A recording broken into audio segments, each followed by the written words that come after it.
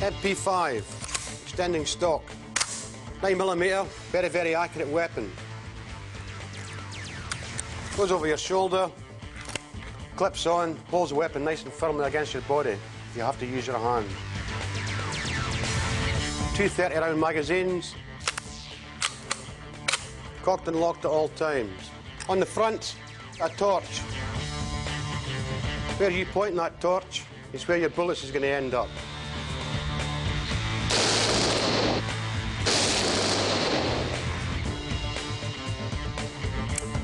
Remington 870 Magnum shotgun, 5 rounds. Piece of bunge in the end. This is carried by the person who's going to open the doors.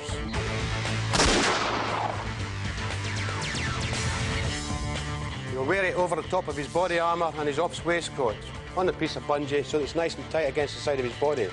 When he comes up to the door, if he has to blow the hinges off, grabs the shotgun, pulls it out, bang, door open, lets it go, and it'll immediately fall back into his side.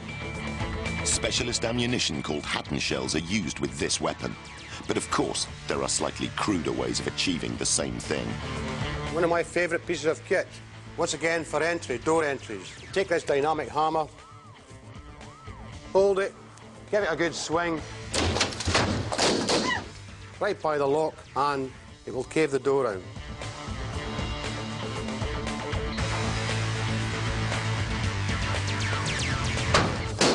Stun grenades, flashbangs, lots of various names, but they all do the same thing. Loud bang, doesn't harm anybody, but it will distract the terrorists long enough for us to get into the room to do the business. 6-hour P228, 9mm semi-automatic pistol. This is your secondary weapon, and it's carried in your holster. If you have a stoppage in your main weapon, you'll immediately get down on your knee, draw this weapon and engage the target. Hopefully by that time the backup man will be in and he'll be taking out any terrorists in the room.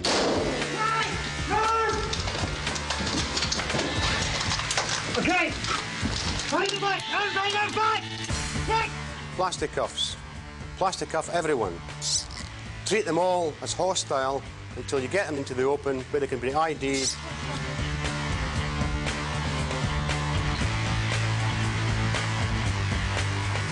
We train in this kit for months and months so that it becomes like a second skin to us. Now start secure! So that when we get called out on an operation, we can do the business without feeling restricted.